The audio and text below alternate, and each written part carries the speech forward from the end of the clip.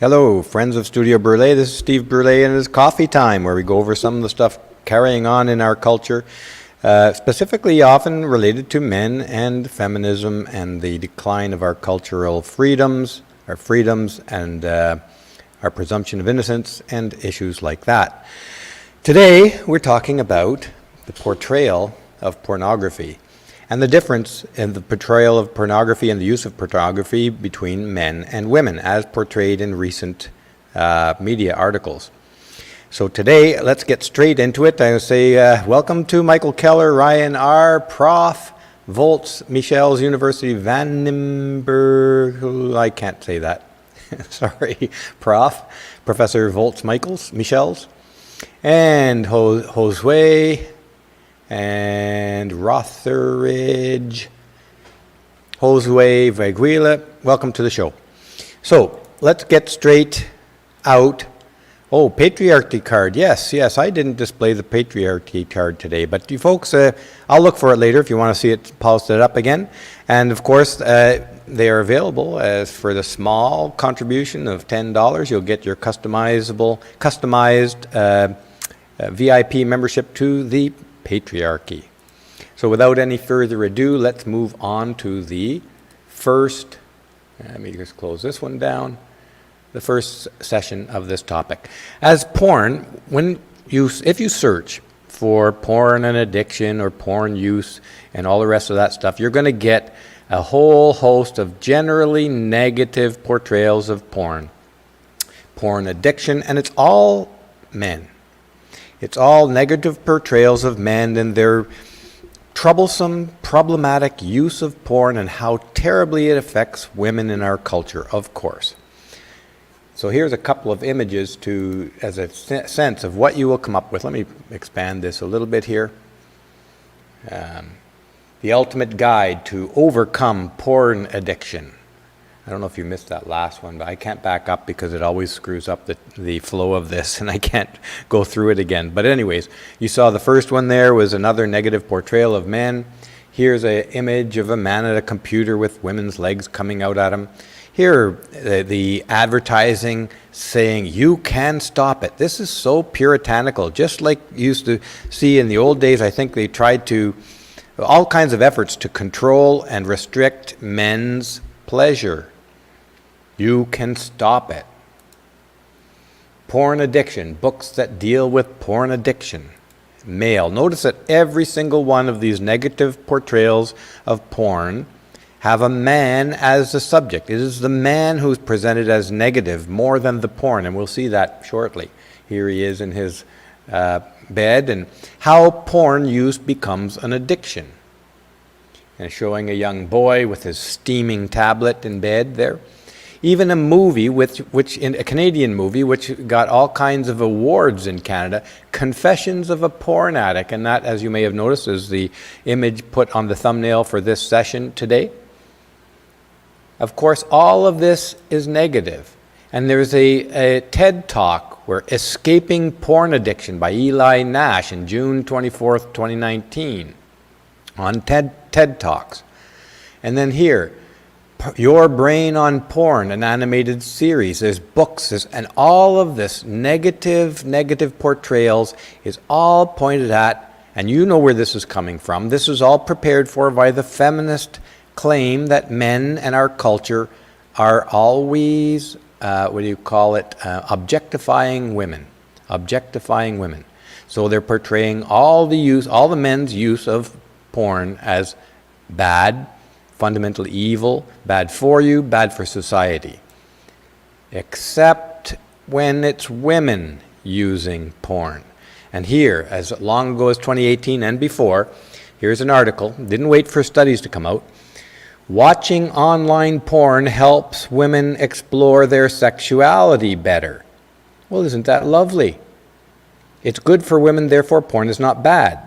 Women like it, it's not bad. Men like it, it's horrible for everybody, and it's objectification of women, it's addictive, it's destroying your life, and it's harmful to society. Yes, Ryan, that's right. The TED Talks are almost all leftist propaganda. Yeah, I have completely lost faith and interest in TED Talks. I used to watch them until I saw this, till I saw the tendency and the strong tendency to be a very often far leftist, but definitely leftist oriented, with a few exceptions. Let's move on here.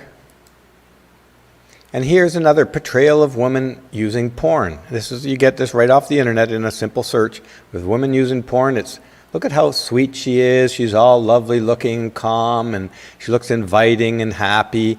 And she's just laying there on the carpet looking at porn. You notice that the men. And here's another one. How female porn helps women explore their sexuality and interests in iam.com. And notice the image of the woman again. There she is, just the picture of loveliness, next one step away from heaven. It's so lovely and perfect, therefore porn is not bad here because women like it. And the image all reflect the happiness and the wonderful benefits of porn. Helps you explore your sexuality, unless you're a man. Then it helps you objectify women and destroy society and your life. Because and we'll get to some of this too, they do say that porn reduces your motivations to be productive in society. Therefore, really, what they're worried about here is men not contributing enough to the society, which really translates in men are not contributing enough to the elite and the women of our culture. Men are work slaves. Women are the beneficiaries of the work slaves, whose entire purpose in life portrayed here is to explore their pleasures and improve their sex lives and experiences in every single way. Anything that helps that is good. And that consideration is never talked about for men. Men exploring their pleasurable sides, their expanding their horizons and abilities and enjoying their lives. No, can't have that. Men are to be productive. Here, in the academic press, pornography and sexual aggression. This goes back to, I don't see the date on here, 1984. As long ago as 1984, and it's no coincidence that this is in alignment with the rising power of feminism, including affirmative action.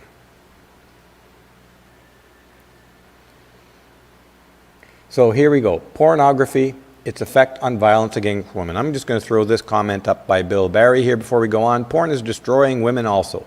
It's turning our pool of young, good-looking, available women into bisexuals. Once they are bisexual, later down the road, they don't want anything to do with men. Well, I tend to disagree with that, Barry, but that's a topic for a different show or a different exploration. And here, okay, let's move on with this theme here. Publisher's summary. This chapter discusses the relationship between pornography and aggression against women. While it seems that certain types of pornography can influence aggression and other social attitudes and behaviors towards women, this is not the case for other forms of pornography, especially non-aggressive pornography. Note that this all was arising with at the same time as the obsession with violence against women started. It's not a coincidence. Reading onwards. There is no evidence from the studies that the sexual content, arousal, or other aspects of the stimuli were related to aggression against women. Perhaps longer exposure, more massive exposure, or other factors might change this effect. Notice that they aren't willing to give up their thesis in the end. They just suggested, well, maybe we just need longer exposure to show the effect that we know is there, that porn causes increase of violence against women. This is what they want to prove to be true, because then it gives them another lever to control and browbeat men. Perhaps, this is how they concluded, and it's almost comical in its non-scientific nature. Perhaps longer exposure is needed, or more massive exposure, or other factors. Other unknown factors might confirm our belief that porn causes increased aggression against women. They just can't let go of it. Let's read on. This is Focus for Health, how pornography impacts violence against women and child sex abuse. According to a 2010 study that analyzed 304 scenes from best-selling pornography videos, almost 90% of scenes contained physical aggression, while nearly 50% contained verbal aggression, primarily in the form of name-calling. Oh, that's terrible, being called a name. That's terrible. Targets of these displays of aggression were overwhelmingly women and either showed pleasure or neutrality in response to the aggression. This is so terrible, name-calling in movies. Never mind the white privilege, the white guilt, the terribleness of whiteness, the white responsibility for everything, the men, the evil men, the aggressive men, what do they call, I'm losing the thread of it, but you know what I'm saying. The attacks against men and white people in general through our society, there's no end of name calling. Whitey the cracker, crackers, all of that stuff. That's real. That's not just in the movies. In fact, the movies avoid depicting the reality of that, the reality of it. But name calling in a porn movie is a horrible thing. Terrible. How do they endure? Some studies that have shown nearly 90% of pornography depicts violence, while other studies have placed the prevalence at only 2%. Well, that is an enormous variation, and it does come down to the biased nature of those who create the studies. One of the most disturbing facts about the prevalence of violence in porn is that nobody can agree on what they consider to be violent content. It's only disturbing in the fact that it reveals that we can't trust the researchers and their studies. That's what's disturbing. They're implying here that it's disturbing because we can't get at the true giant numbers of the violence being depicted and its horrible impact on society. It's bias, bias, bias. One thing that the last few years has taught me is that you can't trust those in power anymore, those in authority, especially in the last year. They're all lying for self-interest. They all have an ideological axe to grind. Almost all. I'm going to show some examples of some fairly fair treatment here. So I did exaggerate a little bit in that claim, but I'm going to say for sure we have to be extremely suspicious of those who present themselves as authorities in our society today. In fact, it's become my experience that those in the alternative media, those in the men's rights, the anti-feminist movements, these are the people putting out cutting-edge research, cutting-edge insights into what's really going on in our culture. It's not coming from universities. In fact, it's quite the opposite. The universities, as you know well, have become pure ideological purists in trying to push forward ideology into our culture, their ideology, leftist, feminist ideology, and they are completely anti-science, anti-fact, and they are not providing any new insights in human nature or Western culture. We have to turn to the alternates, those who they label as conspiracy theorists and malcontents and non-conformists. The Jordan Petersons, the Gad Sads, the Janice Fiamengos, the Karen Straughns, and the Honey Badgers, and Paul Elam. So many more. There are lots. And these people, even I'm going to say the pickup crowd, who have put out some blindingly truthful insights about women and male-female sexuality and the war of the sexes. Not all of their stuff is good, and some of it is presented in a very crude and often a distasteful manner. That doesn't change the fact that they have provided some insights. And looked into insights worth looking into, but you know you're not going to get any deep insight coming out of the universities today. Those are frauds. The overwhelming majority of the university professors and researchers into sociology and to our social world and psychology even are frauds. They will not speak the truth. They will only look for confirmation of their ideological biases. What can be proven, let's read this little section here. What can be proven rather definitively is the association between pornography use in general and violence against women. That is a broad claim, a claim not supported by the studies, as we will soon see from some other writers, journalists, researchers, who are not totally, completely brainwashed by our contemporary ideological feminist leftist viewpoints, which are misandristic in the extreme. This conclusion, completely unsupported, but fully accepted and broadly spread in our culture broadly repeated in the media. And it's as if you asked people on the street, 100 people on the street, probably 98 or 99 of them will say that very thing right there, which is a provable lie. They will say, we can prove definitely that there's the association between pornography use in general and violence against women. There is not. This is just another misandric lie propagated by the same group of idiots who control our society today. The feminists, the leftists, the ideological purists who have grasped every lever of power in our culture. Moving on. Reading from the top. A meta-analysis published in Aggressive Behavior confirmed this link, and went on to further state that there was a significant correlation between sexually violent pornography and attitudes supporting violence against women.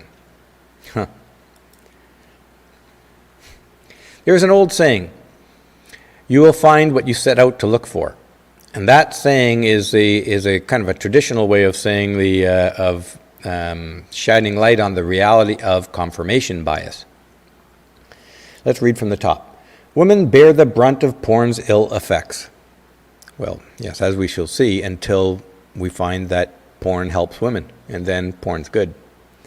Many production studios run series sexualizing women at work, at school, and even at the doctor, often with female participants shown as either enjoying or being victimized by violent sexual acts, with entire sections and genres dedicated to these types of porn. Is it any surprise we see the manifestations of violence against women in real life? It's no surprise that we see leftist ideologues insisting that something that men enjoy is bad for women, something that limits their or reduces their control over men. Let's read onward here.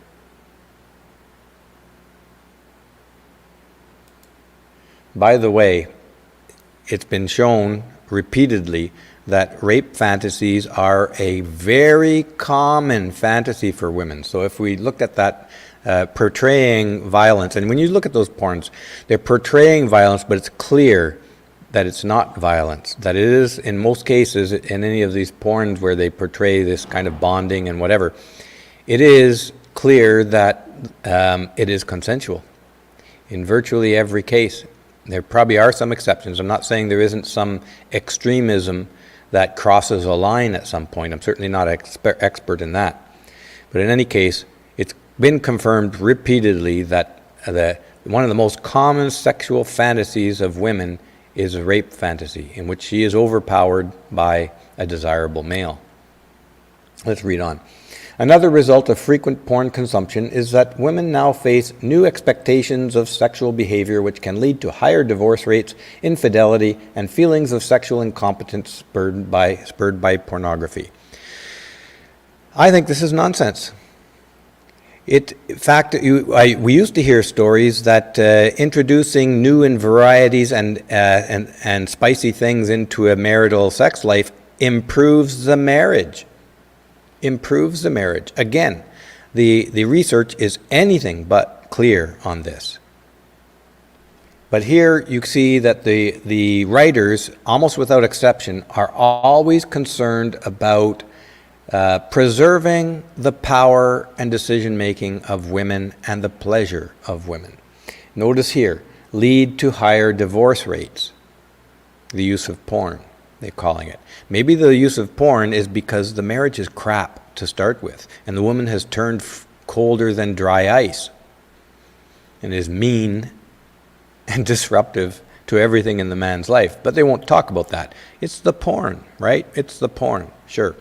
And by the way, in addiction, if porn is a drug of choice for addicted people, addictions, one of the core common things in addictions is that it's self-medication for an existing underlying problem. If there's a addiction to porn, that addiction is self-medication for some underlying problem, likely in family life and psychological issues resulting from either family life or present marital life. Most likely. That's just conjecture on my part. Let's carry on. An example of all these negative effects is the story of 4 London teenagers attacking a lesbian couple because they refused to kiss. Listen to this. They found in the news a nasty, terrible story by 4 teenage boys against a lesbian couple. Now what their interpretation is, they want the takeaway message from this is, could their entitlement stem from the fact that lesbian has been the most popular porn genre since 2015? Well, what could be is that you found that story that you could use to try and force fit your narrative. There is no reason to believe that there's any connection there. But readers, casual readers especially, of these kinds of articles are going to come away with this thinking that there's the proof. Let's read on. This article, March 31st, 2021. 5 ways porn can negatively affect your brain, body, and quality of life. I decided to have a look at this only because if it's true, it is worth looking at. But let's just have a look at some of the 5 things here. This guy says some of them are worth having a look at. Porn encourages self-gratification. Is that a problem? I mean, very often you're going to see here that they say that it leads people to be less interested in their partners. Or one feminist says, why not have your gratification with a live partner? Well, any man who isn't at the very, very top of the hierarchy of sexuality knows that they're really not available a lot of the times. And yet they don't want men to engage in self-gratification. What's the common theme here? Is that it reduces the power and control that women in general have over men in general. If men are socially acceptable for men to self-gratify. This, again, is another form of misandry. It's not even subtle. Problem. Delayed gratification is a crucial skill to learn if one is to maintain control and direction in their life. Basically, the healthiest of individuals have mastered the art of discipline and delayed gratification. This is as old as the first puritanicals in claiming that, oh, well, if you engage in self-gratification, your life is going to be destroyed. I think they've often said you're going to go blind. Misandry has been around forever, and it's not going to go away anytime soon.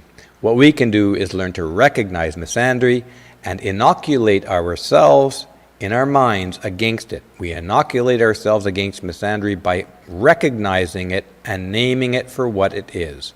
It is misandry, and therefore it is illegitimate, and you have every right to wholesale write it off.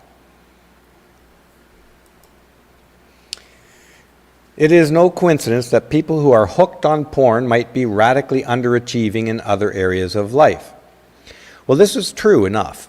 If you're engaging in self-gratification 6 or 10 times a day or whatever, that is going to rob you of energy and time, and it is probably going to result in a negative side of your life. And if that, a negative impact on your life. If that is the case for you, you really should have a look at it and find out what are the underlying issues that are driving you to self-medicate using porn and self-gratification, that's a form of self-medication. You are treating yourself as much as taking a drug. If it's in that level of frequency and it's having that negative impact on your life, that's, I would say, is not misandry. It could be a genuine concern for the overall life of that person or that man who is clearly, if you've gotten out of control and this is the majority of your days is in self-gratification, and there are some people like that, then that is going to damage your life, and it is an indication that there are underlying issues that you should have a look at. Let's read on. Porn destroys our values. Does it really? What values are being destroyed? If it's the value that every man should be married and a woman has absolute total power over a man, can turn freezing like an ice cube, and the man's supposed to just tolerate it, then that value needs to be destroyed. So porn may be doing us a favor here by destroying that value. Men and marriage for men should not be, and it has become to a very significant degree, indentured servitude, in which the woman, the married woman, has inordinate control and power over the man. So if porn helps to destroy that value, bring it on. Let's have more of it, because that kind of value has no place in the lives of men. Problem. Video is powerful. We live in a world where we need to see something to believe it. And in our fast-paced, information-driven world, video is the preferred means of communication and information dissemination. How is that a problem? That's just blither blather. It means nothing. Okay, but let's carry on and see what he says here. Pornography programs us to lower our standards sexually. Well, that goes completely against the claims of other people who complain about porn in saying that it causes men to raise their sexual standards. They say this, they're talking out of both sides of their mouth at the same time. When you look at some of the porn stars, some of these are unreachably beautiful women. And so they claim that that makes their own real-life partners less desirable, and therefore it's bad for women. So here we're saying that it causes us to lower our standards, and it causes us to raise our standards. In other words, it's complete nonsense. More confirmation bias, looking for evidence to support what you already believe.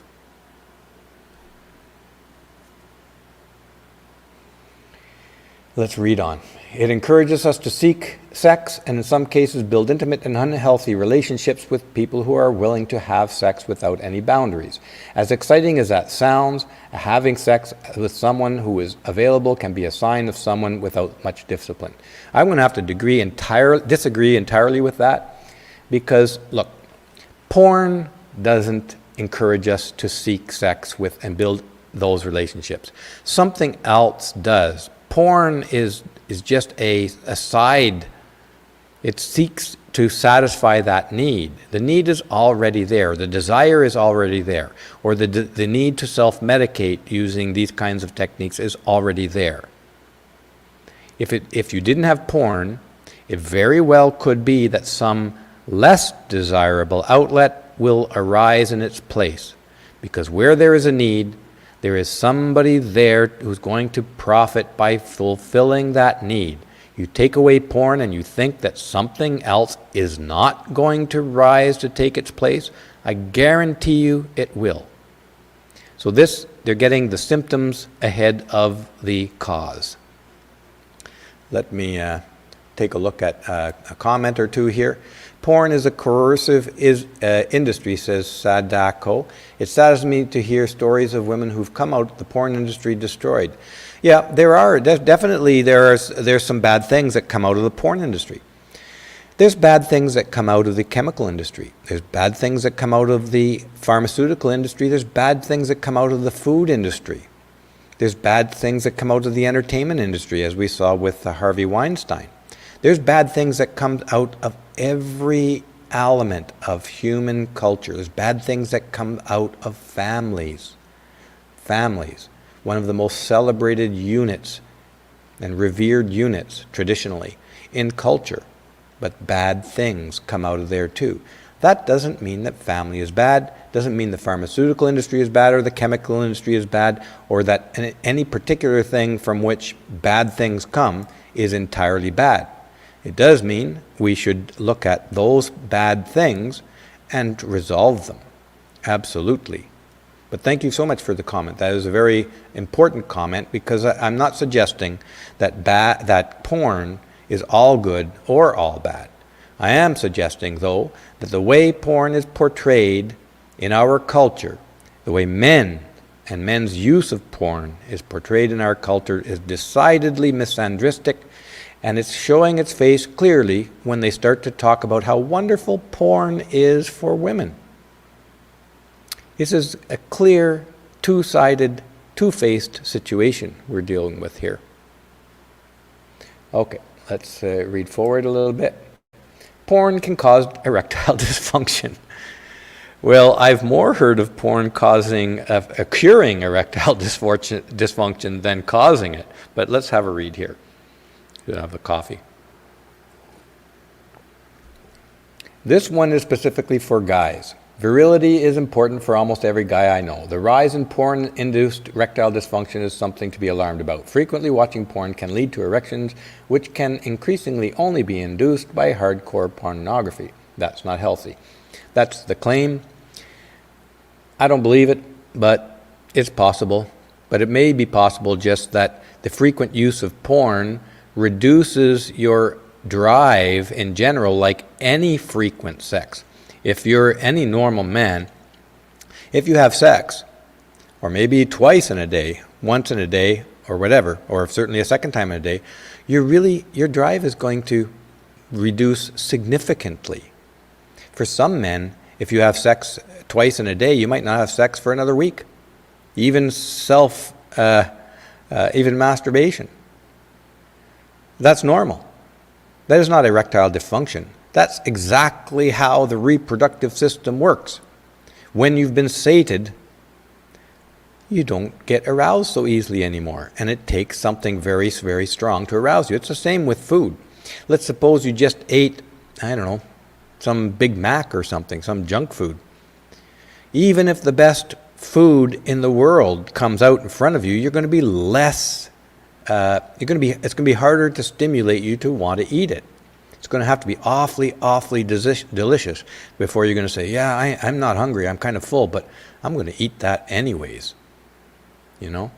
What they're doing here is there's a lot of smoke and mirrors in here, and they're intermixing normal, expected human behavior, and they're trying to characterize it as being part of some dysfunctional behavior or some negative effect. This is another form of misandry. It's the hatred of men, because none of this, most of this I should say, has nothing to do with the man's experience and an enrichment of his life. Most of what they're talking about in the so-called risks of porn and whatever are about how society is going to suffer by a less productive man. In other words, how you are less a work slave because you are self-gratifying.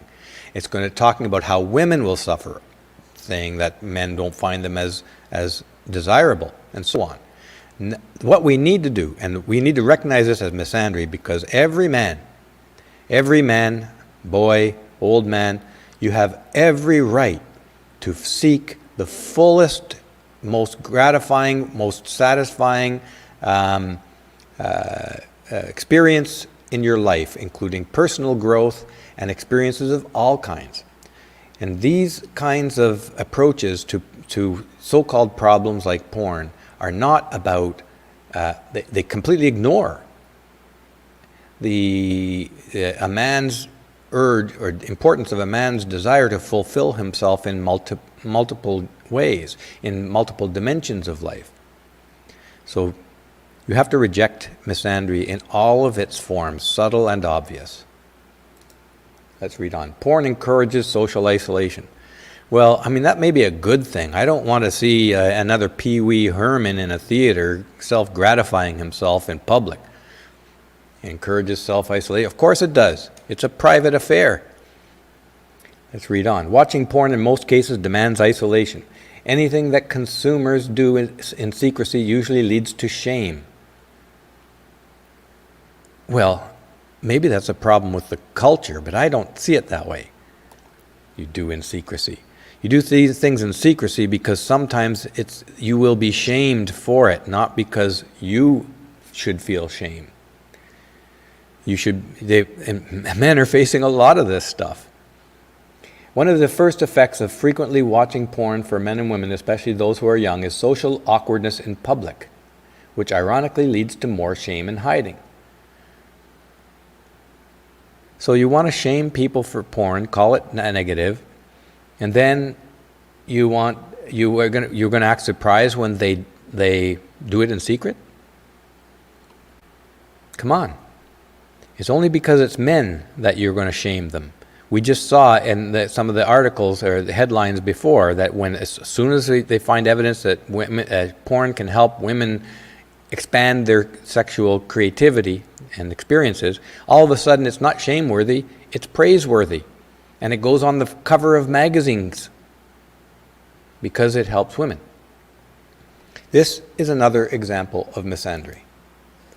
Porn doesn't inspire goal setting. Does food? Does everything have to inspire goal setting? Apparently, when it comes to men, it does, because men are supposed to be the work slave doers of our culture. So here, all of a sudden, porn is bad because it distracts from men serving others. Let's read it. In my practice, I've never met someone hooked on porn, well, that's different, who excelled at goal setting. As I stated earlier, most people who abuse pornography usually also struggle in their finances, relationships, and careers. It's no coincidence. And that is probably true for those who are, as he says, hooked on porn. And when I say hooked on porn, it has to be consuming a significant amount of your time. So you're going to be, let's say you're somebody who's doing 3 to 10 times a day in front of porn, that's going to rob you of all your energy. That's just a physical reality. It's going to rob you of your energy. It's going to rob you of your motivation. But the important part is that the reason somebody is self-medicating in that way has an underlying cause, and that is what should be addressed. You address the underlying cause, and the self-medication will naturally go away. But here's the important thing too. Who are we aiming to benefit by treating the underlying cause should be the man himself, not focused on society or how it affects the women in his life, the family in his life, or his work life. The man himself. He is the important center of attention here. The center of attention which gets, in our culture, nothing but hatred and ridicule. That needs to change. We need to reject every single instance of misandry as it is presented to us. In order to be healthy men, we need to recognize misandry everywhere it lies and utterly reject it in our minds without reservation. Put your attention on your personal growth, what is healthy for you personally. And you need to be pursuing that yourself, because you're not going to get a lot of help, certainly in our culture, and not in our popular media, mainstream media. Okay, let's move on to the next segment here. And just bear with me 1 second. Close this thing down. Okay. This is in the conversation. More kind of rationalization for the negative stuff of porn. As always, though, only when it relates to men using porn. Watching porn rewires the brain to a more juvenile state. November 27th. Let's have a look what this says. This is in the conversation. I think it's a feminist site. Science is only just beginning to reveal the neurological repercussions of porn consumption, but it is already clear that mental health and sex lives of its widespread audience are suffering catastrophic effects. From depression to erectile dysfunction, porn appears to be hijacking our neural wiring with dire consequences. Impacts of porn consumption. In the long term, pornography seems to create sexual dysfunctions, especially the inability to achieve erection or orgasm with real-life partner. This is the claim. I'm going to show you later research that completely contradicts this claim. But there is a strong urge in our culture, because our culture is leftist feminist with a deep vein of absolute hatred and disdain for men. Especially in inability to marital quality and commitment to one's romantic partner also appear to be compromised. There's other research we'll see that completely contradicts this. Researchers at the Max Planck Institute in Berlin, Germany found that higher porn use correlated with less brain activation in response to conventional pornographic imagery. Well, this should be expected.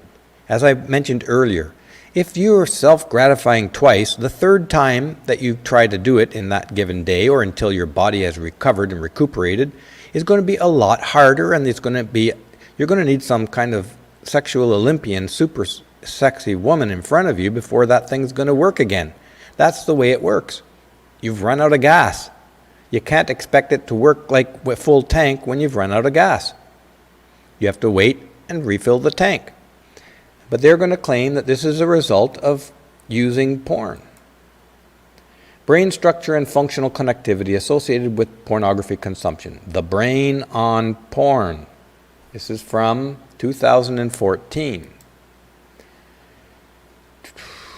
Germany. 64 healthy male adults covering a wide range of pornography consumption reported hours of pornography consumption per week. Pornography consumption was associated with neural structure, task-related activation, and functional resting state connectivity. The perpetuation of sexual violence online is particularly troubling, as rates of real-life incidences may escalate as a result. That's the claim. And notice the weasel word, may. That weasel word is a giveaway here. It's a giveaway because they're just claiming it's a fear. The word may really says that we fear or we believe, without evidence, that real-life incidences of violence will escalate. They are lying to you. This is another form of misandry. Though speculative, this suggested association between porn, mirror neurons, and increased rates of sexual violence serves as an ominous warning. While high porn consumption may not drive viewers to harrowing extremes, it is likely to change behaviors in other ways. More unsubstantiated fear. There's so much fear mongering going on in this whole topic, it's unbelievable. The only thing that unites all of this fear-mongering is that it is the hatred of men, the desire to prevent men or to shame men into being more productive work slaves, both in family and in the culture at large, without giving any attention to the man's needs himself. They rarely ever even mention the fact that the overuse of self-gratification is likely a self-medication for underlying problems. Where's all the research on the underlying problems and helping men deal with those issues? Where's all the research in misandry in our culture and how it affects men? There's none, because our culture is too misandric to even look at its own misandry. I guess that's part of the expected problem. Let's read on. Porn use has been correlated with erosion of the prefrontal cortex. Correlated. That's an important word. It means we don't know. It means correlation does not mean causation, but in any case, the region of the brain that houses executive functions like morality, willpower, and impulse control. In other words, again, those dastardly men are going to get out of control and destroy society if they look at porn. And it's going to hurt women, right? Now, the conversation. Porn has deeply troubling effects on young people, but there are ways we can minimize the harm. And take a look at the author here, Michael Flood. One of the world's preeminent, most prolific man-haters and feminist sycophants out of Australia. January 6, 2020. Let's look at what a typical misandric feminist sycophant thinks about pornography. Watching pornography can lower men's relationship satisfaction. No. I suspect that men who spend a lot of time in pornography have bad relationships because the woman has become colder than friggin' dried ice. And so there is nothing left to do but find an outlet somewhere else. But people like Michael Flood will never fully explore that because it implies that women are contributing to the problem. A sycophantic feminist, a feminist sycophant, cannot admit that women are contributing to any problems, and in good form, Michael Flood never does, in what I've seen. And for women, male partners' pornography use can reduce intimacy. Poor women. Until, as we find, porn helps women, then porn's good. Feed self-objectification and body shame. Yeah, right. It's men's fault. And or involve coercion into sexual acts. Yeah, implying that men who use porn are going to rape their wives. Typical feminist misandry coming from a feminist sycophant. Reading onwards. Pornography teaches sexist and sexually objectifying understandings of gender and sexuality. This is pure feminist speak. Objectification of gender, objectifying understandings of gender and sexuality. In other words, our ideology is more important than the truth, so believe me, I'm a professor. Aggression, largely by males and overwhelmingly against females. Michael Flood repeats this all the time. This is pure, unadulterated, full-blown misandry. It is a lie. It is a complete and utter disgusting lie. Aggression, largely by males, overwhelmingly against females, is common in pornography. An analysis of top selling and top renting titles found 88% of scenes showed aggression. Okay, well, in the portrayals of pornography, I jumped to the conclusion a little bit too quickly there. Aggression, largely by males overwhelming against females, may be presented as that in pornography, but aggression, what I jumped to conclusion on, is that in fact, aggression in real life, aggression, where it counts. And how do you explain this? If pornography is so influential, how do you explain that 70% of domestic violence incidents are initiated by women? 70%. They don't talk about that. If porn is so widely consumed and so influential over men and so damaging and increasing the risk of domestic violence and sexual aggression against women, why is it that the overwhelming majority of domestic violence is initiated by women? They never talk about that. Why? Because in our man-hating, feminist-dominated culture, you can't look at the dark side of female nature. You can't imply or even suggest that we study how women are contributing to the problems in our culture. This has to change. We start changing it by rejecting every single subtle and not so subtle form of misandry presented to us in the media. That's how we start. Read on. Men who use pornography more often are more likely to practice or desire dominant, degrading practices such as gagging and choking. And women who use pornography are more likely to practice or desire submissive practices. Women, the most common fantasy for women is the rape fantasy, Michael. This should not be surprising. This is where women's fantasy influences the pornography. Women's fantasy. Women have a strong tendency to want to be, in fantasy form, dominated. And so why should I be surprised that in the fantasy form of pornography, it is depicted as women being dominated by men? Utterly and completely unsurprising, completely predictable, completely understandable, and your portrayal of it, the cultural portrayal of this as evidence of men are bad and need to be restricted, is misandry. It is complete misandry.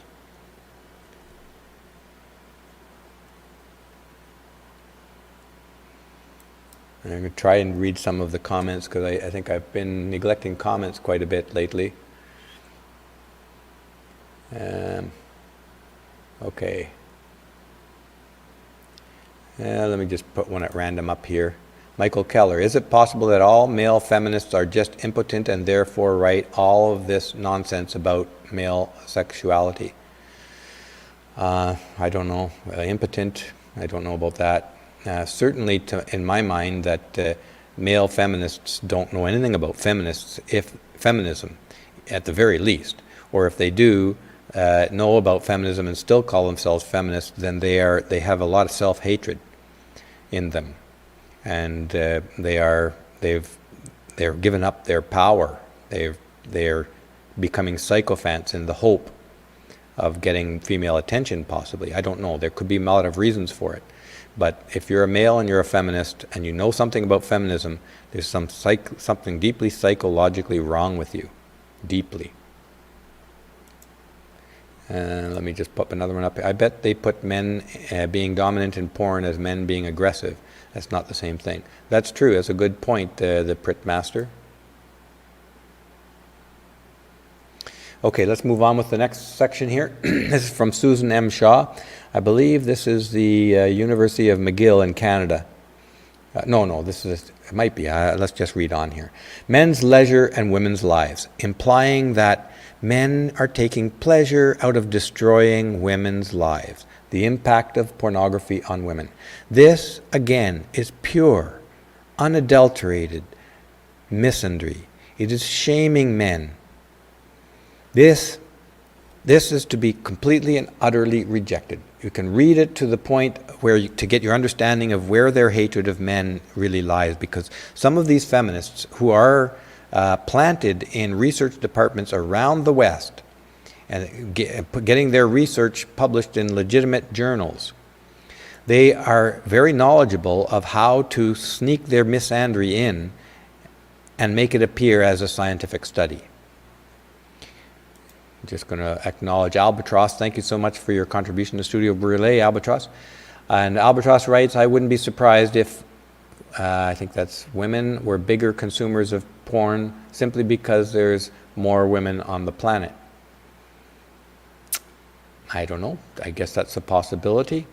But I think that men are a bigger consumer of porn. I think that much is it shouldn't be too surprising because men are generally the pursuer in sexual relationships. But in any case, I don't know the answer to that.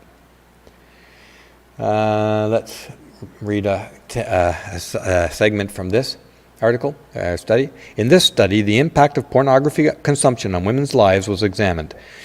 A diverse group of 32 women was interviewed, with discussion focusing on their individual experiences, meanings, and perceptions of pornography. And let's move forward. Pornography elicited fear reactions, had a negative effect on women's identities and on their relationships with men, and was seen to reinforce sexist attitudes among men. Despite this, many of the women felt that their opinions were not legitimate, and overt resistance to pornography was often muted. Okay. Negative effect on women's identities. You'd have to look at the study design to determine if that has any validity or not. Let's read on. The findings are discussed in terms of the role of pornography in the reproduction of gender and the ideology of individualism and the potential for resistance among women. The assumption here is that women as a group want to resist pornography. The reality tells a very different story. Women don't want to face the public shaming of being interested in pornography, that's for sure. They're very much more socially conscious of these kinds of things than men are. But to suggest that women in general have a resistance to pornography, I don't believe it. In fact, recent articles are showing women gravitating toward pornography and finding that it is adding or enriching their lives, and suddenly pornography is being presented as good. There's so much deceitfulness going on in this. This is so politically charged, so ideologically charged, that, it's a lot of it, I think it's best to just reject right out of hand. Call it misandry for what it is, and don't let it harm your life. Let's move to the next section here. I'm just going to pop up another comment on the screen here. Adam Josepos says, I think some of these male feminists could be children of single mothers, taking on the guilt and shame from the mother's bad decisions from choice of father and presence of DV in early life. That's quite possible. It's quite possible.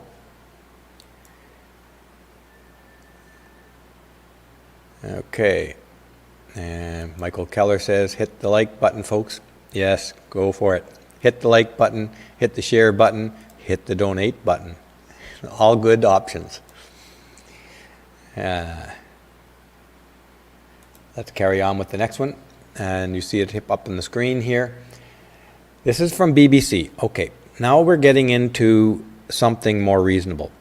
I'm not always a fan of BBC. They are a pretty staunchly, usually, feminist organization, far leftist, government-funded in the UK organization. But I have to say, this article, of the ones I've found and researched about porn, is one of the most balanced. I'm not going to say that everything that they reported in here I'd say holds up, but a lot of their reporting appears to be, and the writing on this appears to be fairly balanced. So let's have a look at it. And this link is in the description, by the way, and this one's fairly long. I didn't get a lot of excerpts from it, but wait a second. Am I jumping ahead? I think I'm jumping ahead here.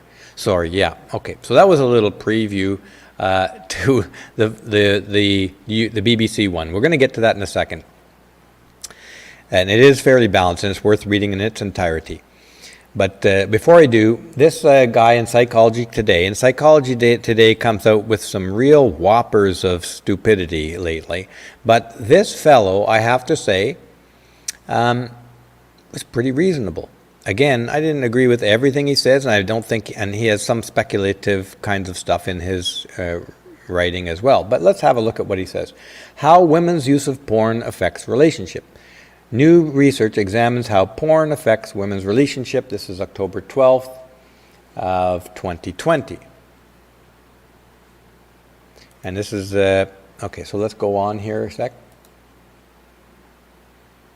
Did I miss something? Just 1 second here. No, I think I'm on track here. Reading from the top with me. Whenever there's a discussion about how porn use affects relationships, the narrative typically as follows. Men who are obsessed with sex are irresistibly drawn to porn, and because of their interactions with it, they lose interest in their wives and girlfriends, who resent having to compete with the tight bodies and voracious sexual appetites of female porn stars. Men are cast as the transgressors, and women as the victims. That is absolutely true. They're cast as that. And even weak-minded, ideologically driven researchers are looking for evidence, and of course you find what you look for. That's called confirmation bias.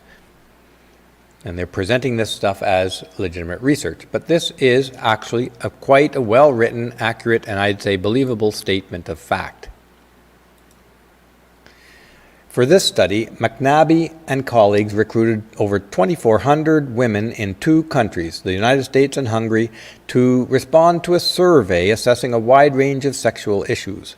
In particular, they were interested in 5 sexual outcomes during partnered sex and masturbation with porn.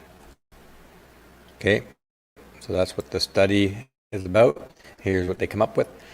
How difficult is it for them to become sexual aroused? These are the questions I think they ask. How difficult it is for them to reach orgasm? How likely are they to reach orgasm? How long it takes to reach orgasm? And how pleasurable the sexual experience is for them. Notice here that all of those questions relate to, they all relate around helping a woman to experience better things in her life. The questions around surveys to men, which we will get to, are entirely different. They're not about helping men. They're about protecting society and women from those nasty men who might be neglecting to take care of women in society as a result to the use of porn. Let's read it from the top. On a related note, women who frequently used porn reported less difficulty in becoming aroused or having an orgasm during a masturbation. They also were more likely to reach orgasm compared with women who only occasionally used porn to masturbate. The researchers conclude that porn can provide a form of education for women trying to learn more about their own sexuality. It's education, and the darlings are learning more about their own sexuality. Such a positive spin. Porn is good. Now, why is it that we can't say that exact same thing about men? I'd say there's not a man in the world who's used or looked at porn that didn't find it help him achieve orgasm.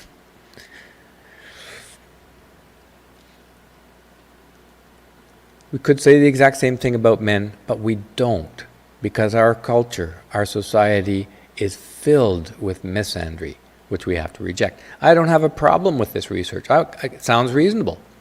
And if it helps women, great. Help yourselves. You know, if it enriches your life, if it's educational, helps you learn more about your own sexuality, good. But men too. Men too. So reject the misandric part of this, which implies that it doesn't apply to men. Reading from the top. Although there is much fear about the harmful effects of pornography, both among professional psychologists and the lay public alike, one would be hard put to find any evidence of harm in the data these researchers have collected. Instead, what these data show is that women's use of porn is associated with other positive aspects of their sex life and partnered relationships.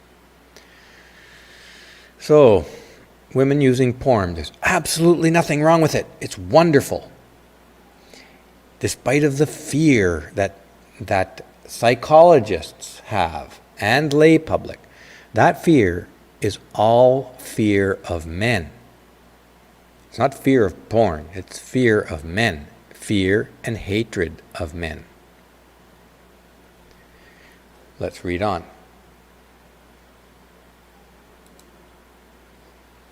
These open-minded young women use porn as one component of their healthy sex lives. Wow. That's a statement you would never see written about men. Never. In anything. Anything that men would enjoy.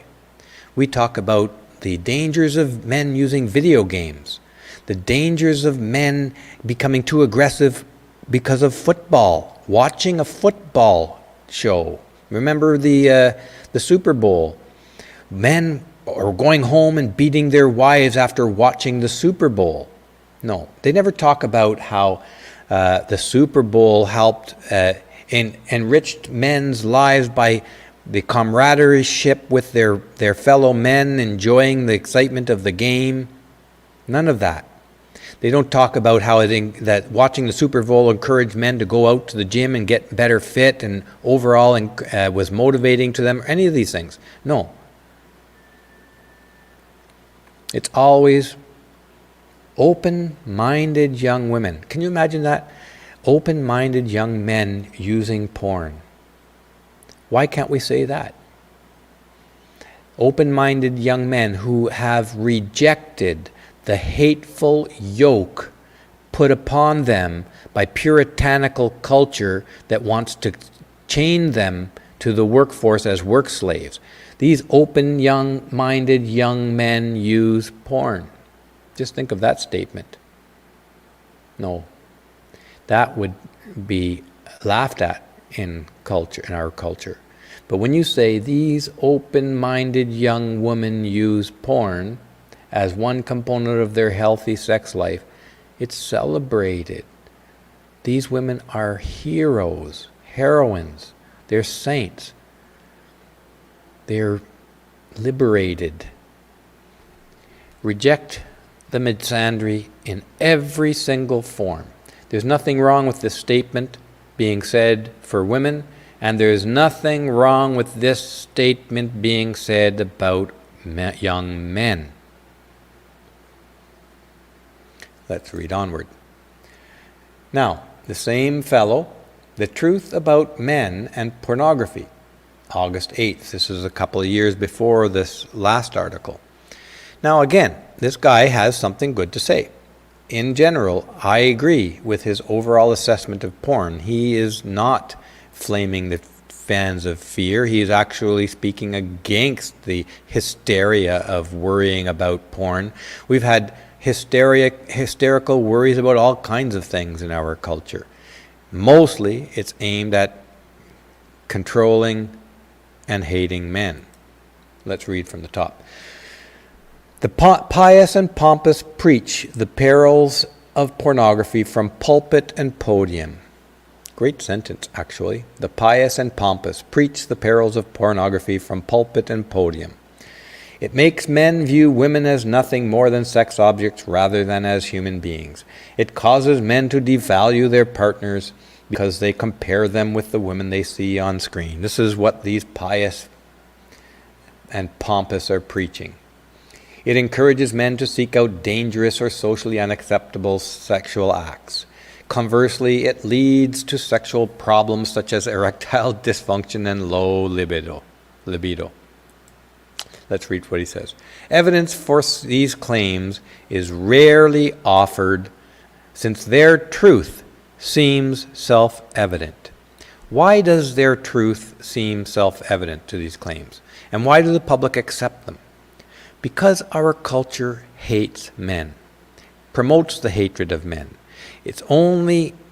Our culture only encourages the behaviors of men that contribute to men being work slaves, to men being productive in service to women in our society primarily. It also happens to be in service to men, but only so far as men are the servants of society and live within the same society. You could argue that all of our culture is primarily, the prime beneficiary of all men's effort is women.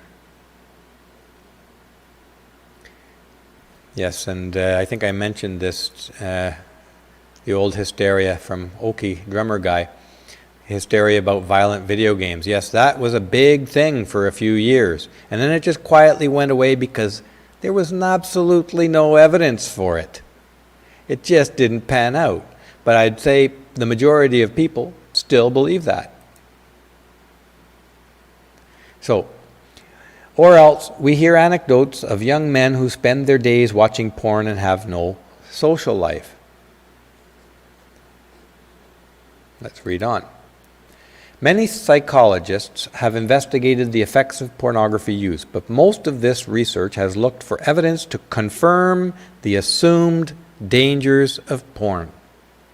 Exactly what I was saying, exactly what I believed before, or understood before I started down this road of looking into the porn articles. It is confirmation bias. They want to believe it, so they look for evidence of it, but it just never pans out in their studies. So they use weasel words like may cause this, may lead to that, because they couldn't find evidence that it does lead to that. And in fact, confirmatory evidence is easy to find. For example, if you ask men whether they felt their partner was less attractive after viewing porn, the honest answer is often yes. Well, that's obviously natural. Any honest man or woman after sex is going to say, immediately after sex, is going to say, well, yeah, she's less attractive now. It's all over. I want to sleep. That doesn't mean it's a problem. It's normal. I mean, I have to shake my head at this. This should be freaking obvious. But in any case, he is highlighting the same kind of concerns that I am here. For the study, the researchers recruited over 300 men who identified themselves as heterosexual, ranging in age from 18 to 73. Let me just pull ahead here. Now, let's read onwards. The survey began with 3 yes or no questions. Have you ever watched pornography? Have you watched pornography in the last 6 months? At any point, have you been a regular viewer of pornography, at least once a month for the last 6 months? The participants then responded to 14 items assessing perceived effect of pornography consumption on 5 aspects of their sexuality: sex life, life in general, attitudes towards sex, perceptions of and attitudes towards women, and sexual knowledge. Do you notice that in the study of women, they never asked anything about the woman's perception of or attitudes towards men? That's because there's a bias in our culture. It's a bias of hatred. It doesn't matter whether women hate men or not. That's okay. It doesn't matter if he's less attractive. That doesn't matter because it's just a man. Let's read onward. Of course, just because men find porn viewing to be a positive experience, that doesn't mean it's good for them. That's true. But it doesn't mean it's bad for them either. A survey from 60 to 70 years ago on men's smoking habits would have yielded the same results. But we could say the same thing about women's use of porn.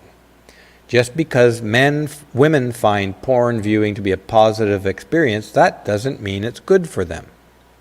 But we accept women's subjective view that it's a positive experience as evidence that it's good for them in the previous study. But with men, that's not enough. It's not enough because our culture has a baseline misandric hatred of men. There's a higher bar to permit men to enjoy themselves than there is for women. In fact, our culture bends over backwards to make sure women are enjoying themselves, and it bends over backwards to try and prevent men from enjoying themselves, or to look at how men enjoying themselves somehow hurts women or hurts society. This is misandry. Just the sentence here, I mean, it is staggering when you consider that no such idea entered anybody's head when studying women's use of porn. Read this again. Just because men find porn viewing to be a positive experience, that doesn't mean it's good for them. No, never entered anybody's head to think that about women seeing porn as a positive experience. Nope. It's a positive experience? Great. Enjoy yourself. It's wonderful. Porn is good for women, all of a sudden, because women found it to be a positive experience. No further evidence or study required. Why? Because our culture hates men and worships women. Let's read on. The same may eventually be true for pornography consumption, but I'm guessing it won't be. I believe it's healthy to have an open attitude towards sexuality in all of its forms as an essential aspect of human nature. Further, there's plenty of evidence regarding the deleterious effects of repressed sexuality. That's a very good statement. It applies to both men and women. This fella in Psychology Today, his 2 articles, both from the male and the female perspective on porn, are both worth reading, and he's fairly balanced.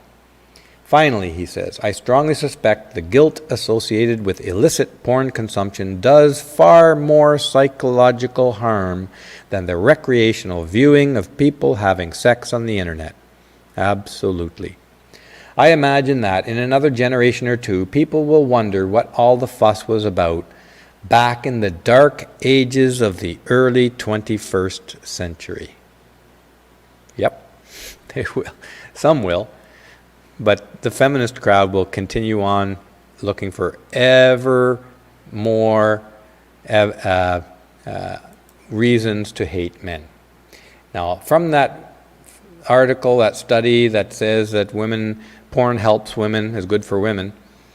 Cosmopolitan got right in on it. Notice how you will never see, I've never seen an article on a general consumption magazine talking about how porn helps men.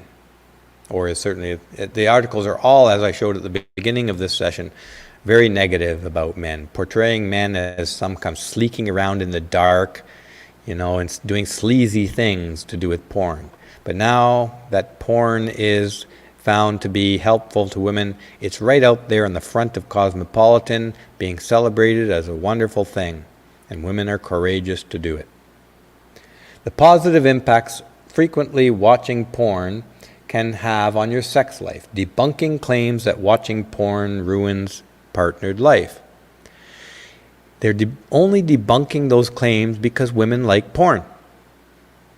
When we're not talking about how porn was good for women, all the talk was how it ruins your partnered life. Now, all of a sudden, without evidence, without extra studies, with nothing proving it, suddenly it doesn't harm partner's life. If I can improve it now because women like porn.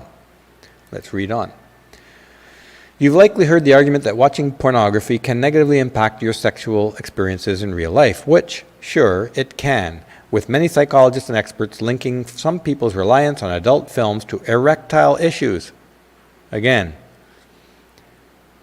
after you use the fact that you can use porn frequently is evidence that you don't have erectile issues.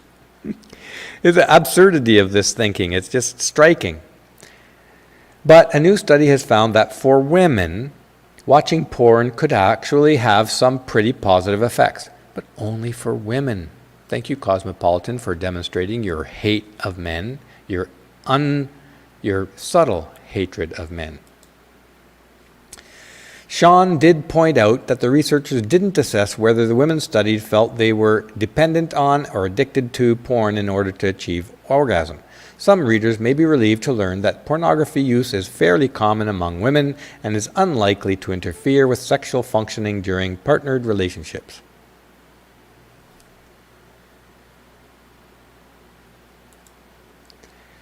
Other variables such as ongoing anxiety, depression, or sexual relationship dissatisfaction appear to more consistently predict sexual problems, he added. That is exactly what caused sexual problems for men, and from the men's side as well. But they don't ever get to that until porn is found to help women. This is consistent through our culture. Things are suspect or ridiculed or shamed when they're related to men's enjoyment. But as soon as somebody points out women are enjoying that very same thing, suddenly those things are good. This is evidence of our culture-wide misandry. Misandry is deep, deep, deep in Western culture now. And we have to identify every subtle and recognize every subtle expression of it and completely and utterly reject it, first in our minds and then in public when we see it and when we hear it. And when we come across people who constantly put misandric ideas out at you, reject them entirely. People like Michael Flood. He sits in a position of academic authority. He's spreading misandry.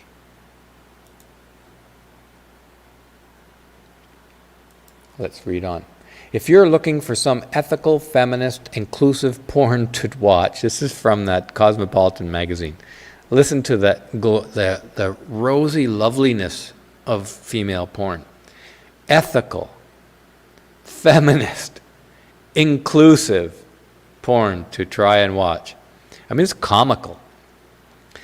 Erica lusts free BDSM, bondage and sadism or something like this. I forget what all the terms are. I think one is bondage, domination, sadism, masochism. Or her free lockdown film that was shot entirely by actors during quarantine. is so much better when it's coming from women, isn't it? Everything's good when it's coming from women.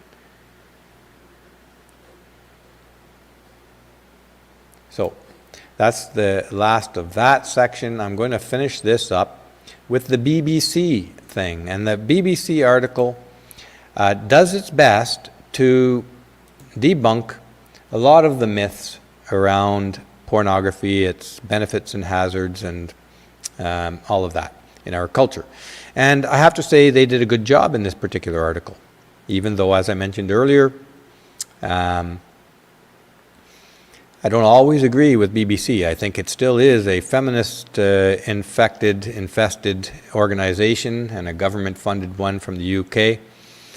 This particular article, worth reading. Is porn harmful? The evidence, the myths, and the unknowns. Let's read on. Pornography is now only an internet search away and is becoming more immersive. How is it changing people's behavior, relationships, and desires? Despite so widely consumed, porn is maligned as the source of society's ills. The same thing that other psychologist in Psychology Today mentioned. It's absolutely true, and we need to keep an eye on that. It's even been labeled a public health hazard by politicians in Utah, completely without evidence. This is evidence of our culture's puritanism when it comes to men's sexuality. Our culture's complete fear of, well, almost all things men, but particularly our culture is terrified and presents male sexuality as problematic all the time. And so this is extended into porn, as long as porn is considered or thought to be primarily a male interest. But now that porn is being shown to be a female interest pretty much equally as males, and with positive sides, all this is going to, the fear drips away. Suddenly we don't have concern about porn when it's used by women, only when it's used by men. Sexual violence. This is one of the big fear-mongering topics when we're talking about porn and men's use of porn. The fundamental question surrounding porn, which resurfaces every time a violent crime involves the perpetrator's porn use, is whether it has the power to encourage, normalize, or even trigger acts of rape and sexual violence. Yep, that's just evidence of how our culture is so uncomfortable with men's sexuality, with men in general, because our culture is dominated by feminism. And feminism is the organized hatred of men. Let's read from the top. This possibility has been explored for decades. In the 1970s, for example, Burl Kuczynski, a professor of criminology at the University of Copenhagen, measured sex crimes in Denmark, Sweden, and Germany as they legalized porn in the late 60s and early 70s. He found no correlation between a rise in crime and decriminalization. In fact, some types of sex crimes fell during this period, including rape and child molestation. Now, really, if you think about it, that makes sense. It should be kind of expected. You put out porn, men's sexual urges are being satisfied, there's less of a drive for this kind of criminal activity. Let's read on. And this reminded me, just as a little slight departure for a moment here to this other section. In Germany, when they legalized prostitution, there was a fear that legalizing prostitution was going to have all of these kind of horrible effects on our culture. It was going to be terrible for women and especially terrible for women. This was in December 2018 in Reuters. Legalizing prostitution lowers violence and disease, the report says. Lowers it. Let's read this. Just a snippet or two from this particular one. Sex workers in countries where selling or buying sex is illegal are more likely to face violence, not use condoms, and contract HIV, researchers said on Tuesday, calling for prostitution to be decriminalized. This same finding has been made in many, many different places. And in fact, it was true in Sweden too, except that the government, ideological feminist government, wanted to crush porn, and so they hid their research. I covered this some years ago, even in Sweden. But Sweden's feminist government crushed the truth of the research and openly lied to their people in order to try and push through legislation criminalizing prostitution again. Purely ideologically motivated hatred of both men and women in this case. Putting men and women both lives at risk for women and decreasing the life options for men and women. All for ideologically motivated reasons and politically motivated reasons. Feminism is cancer, as Milo once said and frequently does say. Reading on. Those who watched porn accepted more rape myths compared to a controlled group. This is back to the BBC article. But only in the experimental studies. Non-experimental studies, which relied on participants reporting information, showed no correlation. So the findings were somewhat inconclusive. So in other words, in experimental settings, they accepted more rape myths. Rape myths are sort of things like if she dresses in a certain way, she's asking for it and stuff like that. But in fact, in non-experimental settings, there was no such correlation. However, in recent years, porn has been accused of becoming increasingly violent. A veteran porn star said in a recent documentary about porn that in the 1990s it constituted making love on a bed and having lovey-dovey sex. But in 2010, researchers analyzed more than 300 porn scenes and found 88% contained physical aggression. Most of the perpetrators were male and their targets female. And the latter's most common response to aggression was to show pleasure or respond neutrally. That sounds a lot like portraying the female rape fantasy that we talked about earlier. So what does the more recent research say? One view of more than 80 studies in 2009 concluded that evidence of a causal link between porn use and violence is slim, and any findings proving a connection are often exaggerated by the media and politicians. Yeah, because misandry. It is time to discard the hypothesis that pornography contributes to increased sexual assault behavior, the authors wrote. So there you go. This hypothesis that porn causes increased sexual assault behavior has been a lie from the beginning. It's hard to dismiss it because so many people, so many interests in our culture want to believe it. They want to believe it because they want to push forward their ideological preference, their feminism, and which includes the hatred of men and the disdain for anything that might make men happy, that men might enjoy. Let's read on. Neil Malamuth at the University of California, Los Angeles has carried out numerous studies examining porn and sexual violence. He told CBC Radio that porn consumption can be compared to alcohol, suggesting that it isn't inherently dangerous, but can be for those who have other risk factors. So, if you're already a person, a violent person with sexual violence fantasies, maybe porn is just going to be correlated with that and help you out. I don't know. But in any case, that's kind of what they're suggesting. It's not in itself dangerous. Brain and body. Watching porn could shrink a part of the brain linked to pleasure, according to a study in 2014. This is interesting. They found, I think this misspelled there, that the stratium, a part of the brain that makes up the reward system, was smaller in those who watched a lot of porn, meaning they might require more graphic material to get aroused.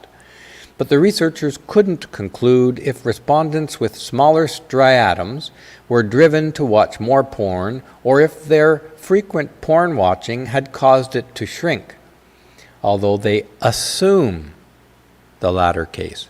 Here is where their ideological preferences, their ideological bias is coming in. They are going to assume the causation that they want to see there. And you know what? The media and the politicians run with it. By the time this is debunked, laws are in place, and everybody in the culture believes that watching porn shrinks the striatum of your brain. And that will stay with us for decades. Let's read onwards here. Further down the body, erectile dysfunction is often blamed on desensitization caused by watching porn. But there is a lack of research to support this. But they want to believe that. In fact, watching porn could actually help sexual arousal, according to researchers from UCLA and Concordia University, who found that men who watched the most porn report feeling more sexually aroused when shown porn in the lab. But the ideologues aren't going to talk about those studies. This is how they use their confirmation bias. They seek out studies that they can use to support their biases.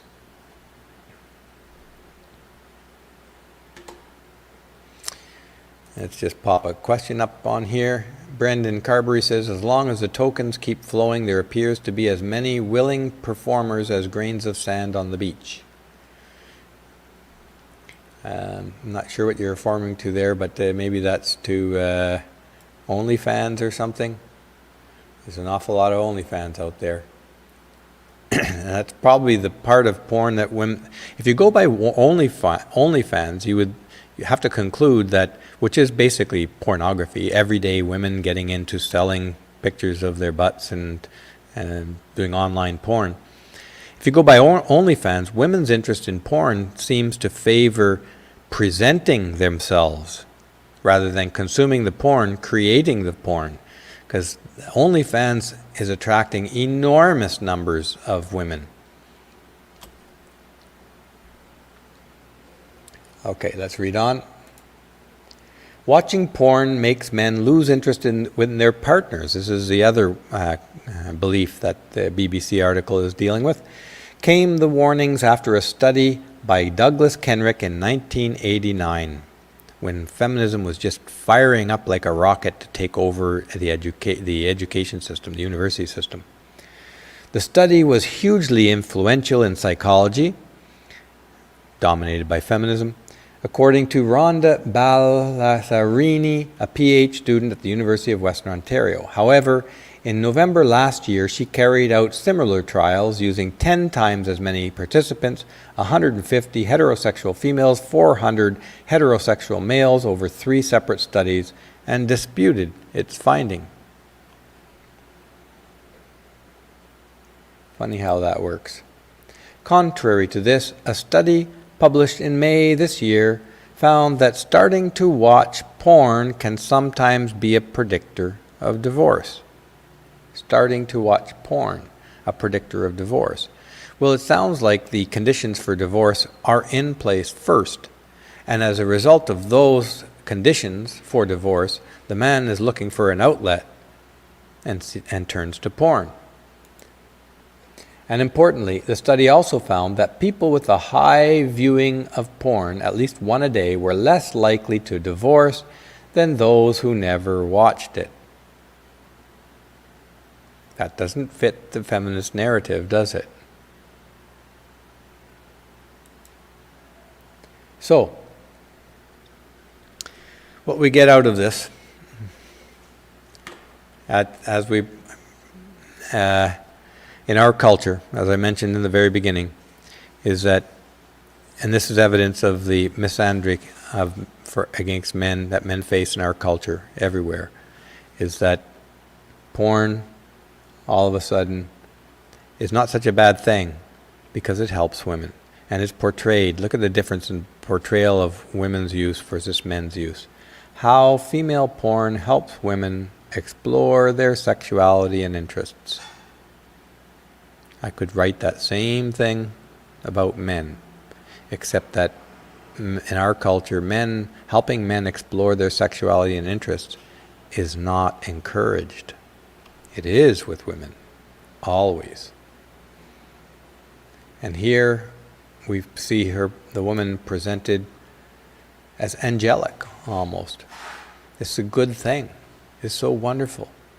She's one step further from complete human fulfillment as a result of her porn helping her get there. Isn't that lovely? But for men, this is the message. You can stop it. Stop it. Stop feeling good. Stop pursuing your own interests and your own sexuality. You can stop it. That's the hatred our culture has for men. The hatred of men is so deep in our culture that these are the images that man is most likely to see in the media and in his daily life, and the message he gets everywhere he goes in our culture. This we have to reject. We have to reject it entirely because it is pure misandry. Reject all forms of misandry. Reject it immediately, out of hand. You don't need to go down and do all the research to show how misandric and wrong they are. When you sense that these people in authority or in the media or from the university system, education system, are presenting you in a bad light, reject it. So that's all I have to say for today. So thank you everyone for joining me for this session on pornography. How man bad, woman good, like so many other things in our culture. So like I like to remind you at the end of every session, do something you love today. Maybe it's porn. And do something you love to do every day. Because this is your life. No matter what the culture, how much of hatred there is out there, no matter how much the culture is turning for the worse or for the better, get something good for yourself out of every single day. If you don't have something you love to do, find something you love to do and do it every day. So with that, I hope that you join me again on Coffee with Steve next time, later this week.